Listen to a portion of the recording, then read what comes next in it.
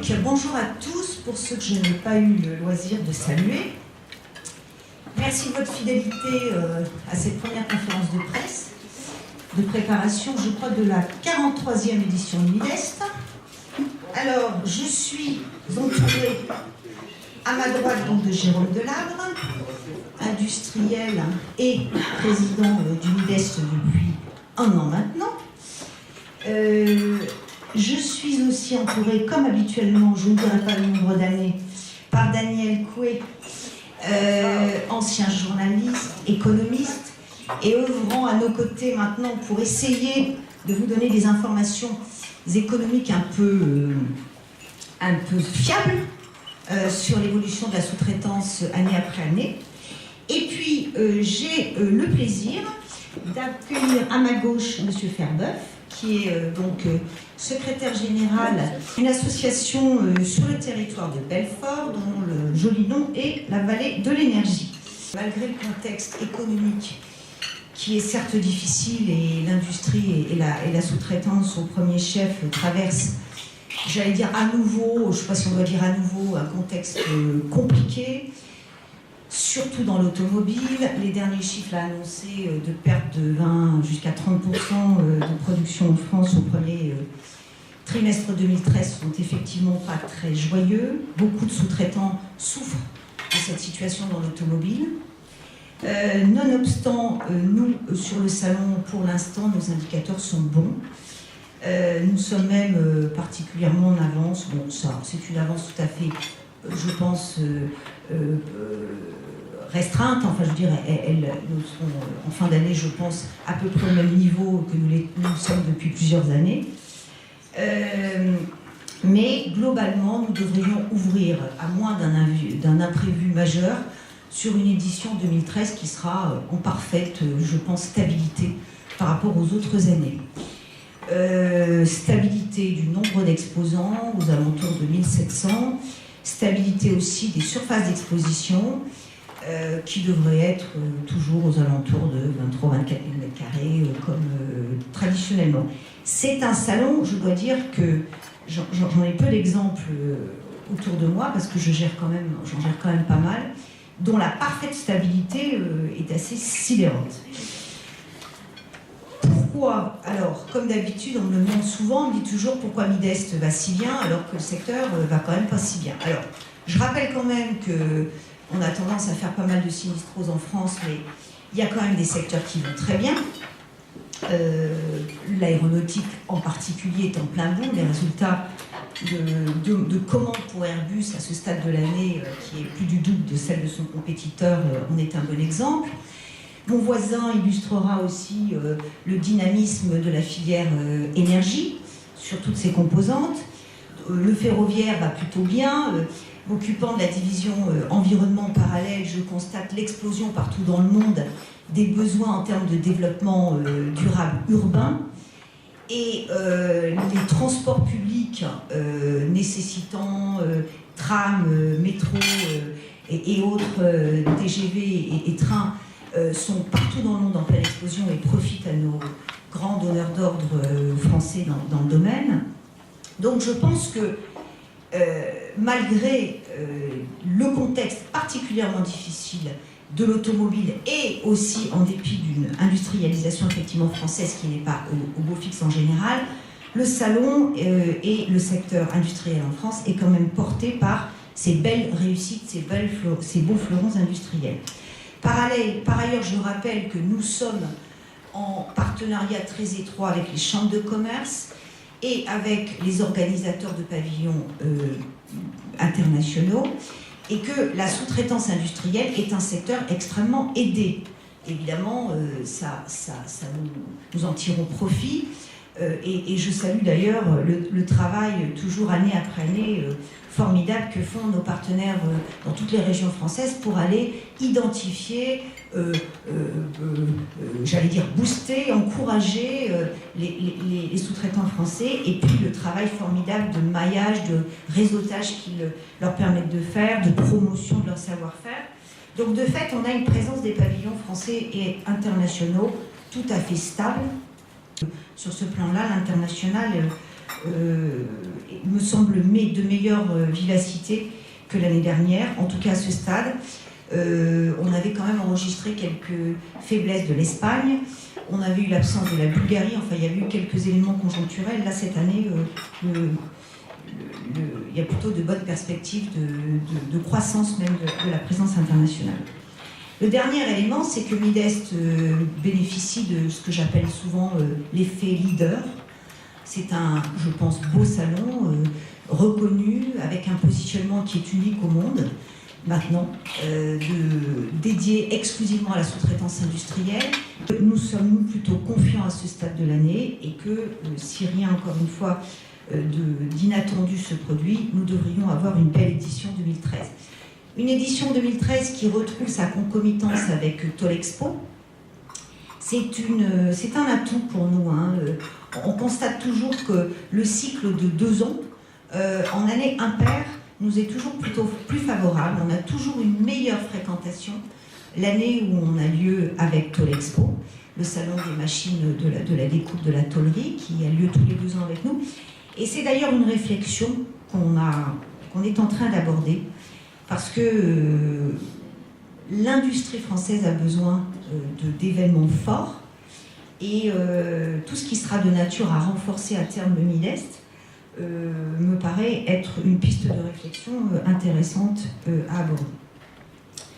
Dans les secteurs, je ne vous étonnerai pas en vous disant que les secteurs traditionnels et liés à l'automobile sont plus difficiles, hein, en particulier sur le plan de la représentation française. Donc la forge-fonderie, la découpe des métaux, le traitement de surface ne sont pas au mieux de leur santé. On entend des souffrances, hein, comme on les avait entendues en 2009. Nous avons aussi le secteur du décolletage, qui est quand même pas non plus au mieux de sa forme.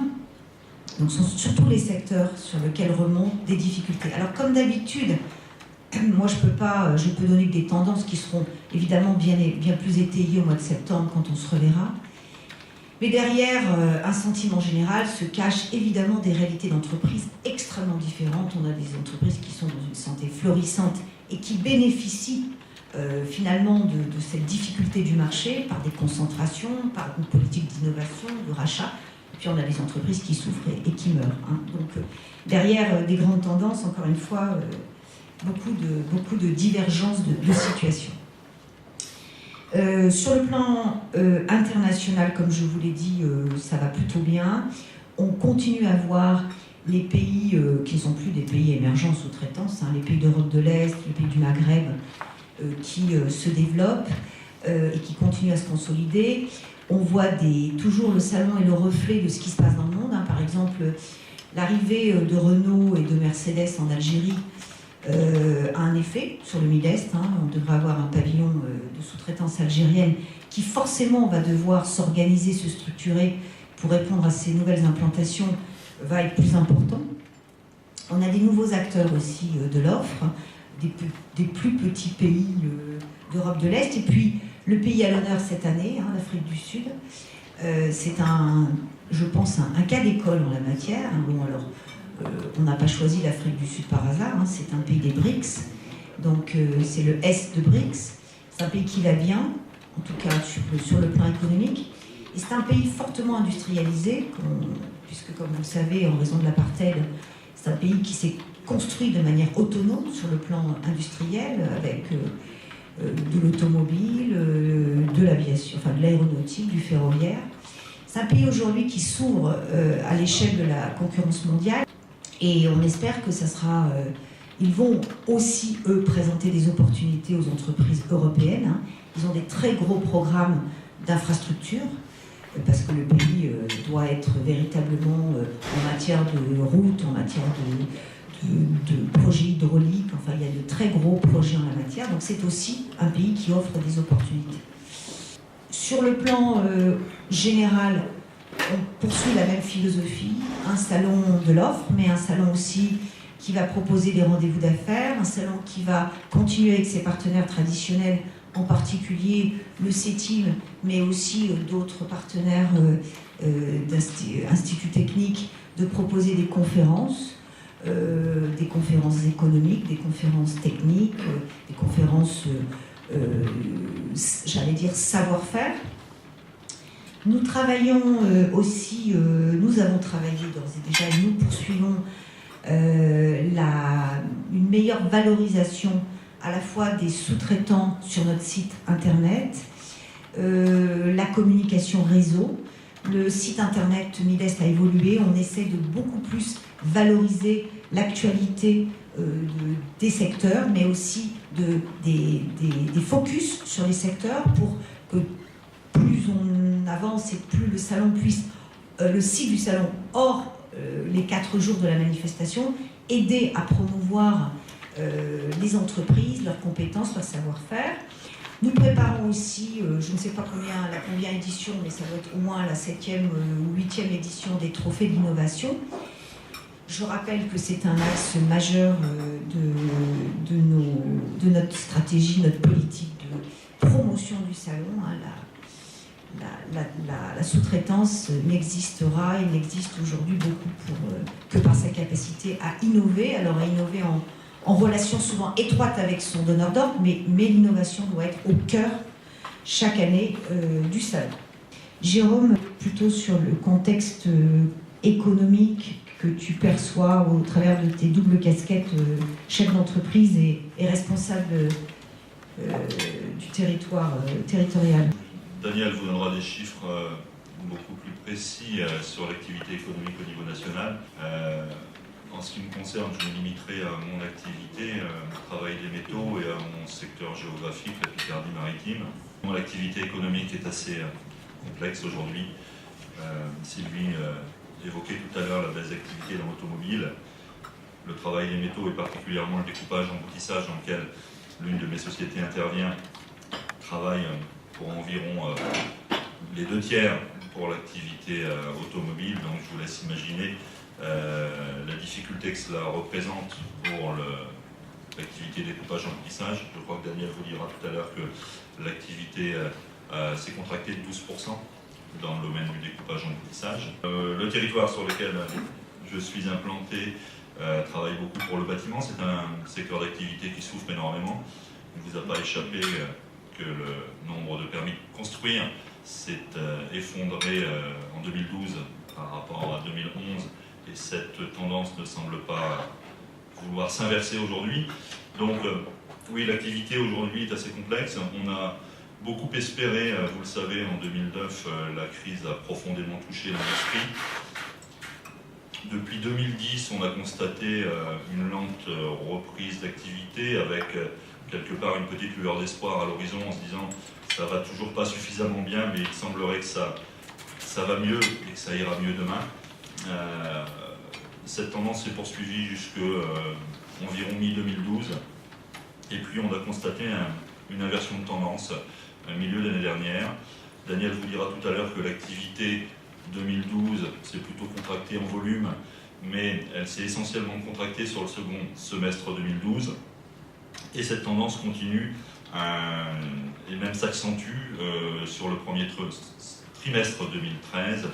Et à ce jour, aucun indicateur nous laisse imaginer que les choses puissent aller mieux à court ou moyen terme. On a des entreprises qui cessent d'investir, des consommateurs qui cessent de consommer, en tout cas qui consomment moins ou qui investissent moins. On le sait, l'investissement des entreprises et la consommation des ménages sont l'un des principaux vecteurs de la vigueur de l'économie. Donc aujourd'hui, je ne vois aucun signal qui s'allume au vert, je ne vois pas d'étincelle à l'horizon qui laisse espérer un avenir meilleur. Un certain climat de morosité s'est installé dans l'industrie, puisque pendant plusieurs années, je vous le disais tout à l'heure, on s'attendait à mieux. Aujourd'hui, on s'attend à pas mieux, voire à pire. Ensuite, pour expliquer, un peu commenter les chiffres que donnait Sylvie tout à l'heure sur la participation des industries au Midest, oui, effectivement, il semble que pour l'instant, c'est même un petit peu mieux que l'an dernier, puisqu'on a une progression à la même date de 7%.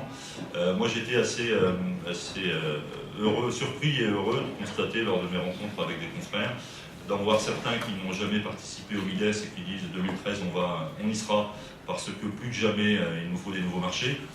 des exposants qui n'étaient pas là ces dernières années, qui se disent on revient en 2013 parce qu'on manque cruellement d'activité.